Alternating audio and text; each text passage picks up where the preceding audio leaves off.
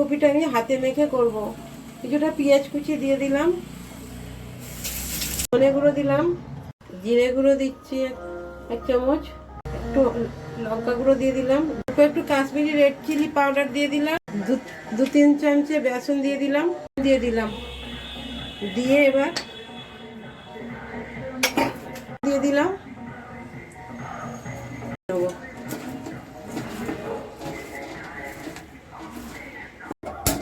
ভরিয়ে কড়াই সরষের তেল দিয়ে দিলাম। কিছু মনে করবেন না, তাদের জন্মদিন, মাইক চলছে, বক্স বাজছে, কিছু করার নেই।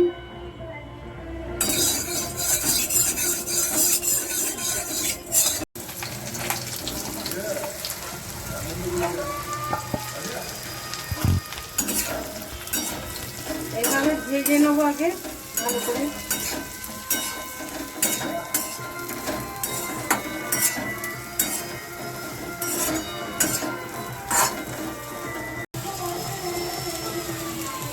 হলুদটা দিতে ভুলে গেছি, একটু দিয়ে দিলাম অল্প করে হালকা। আমার ভাজাটা হয়ে গেছে, এবার নামিয়ে নিই, নিয়ে আবার দিয়ে দিলাম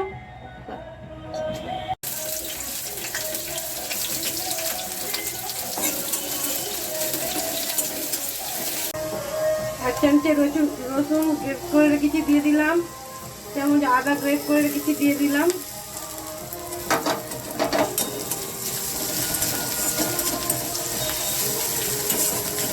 লঙ্কার গুঁড়ো, হলুদ গুঁড়ো, জিরে গুঁড়ো, ধনে গুঁড়ো আর লাল লঙ্কার গুঁড়ো দিয়ে দিলাম।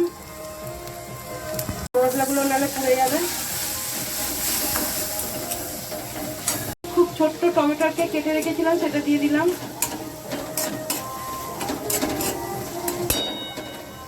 মাখানো ছিল, আবার অল্প করে নুন দিয়ে দিলাম। এখানে আমি 2 চামচের মতন দই ফেটিয়ে রেখেছিলাম, এটা দিয়ে দিলাম। কপিগুলো এবার দিয়ে দিলাম।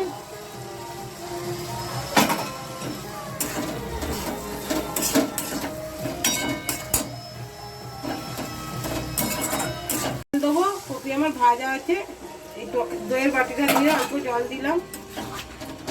কপি আমার ভাজা আছে, অল্প জলেতেই হয়ে যাবে। এবার একটু ঢাকা দিয়ে, একটু দই দিয়েছি, ওই জন্য 2-4 দানা চিনি দিয়ে দিলাম, আমি ভেঙে দিয়ে দিলাম।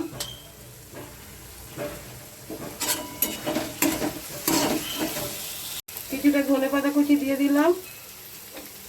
রান্নাটা আমার হয়ে গেছে, এবার নেড়ে চেড়ে নামিয়ে নেব। এইভাবে ফুলকপি করে খেয়ে দেখবেন, গরম ভাতের সঙ্গে খুবই ভালো লাগবে।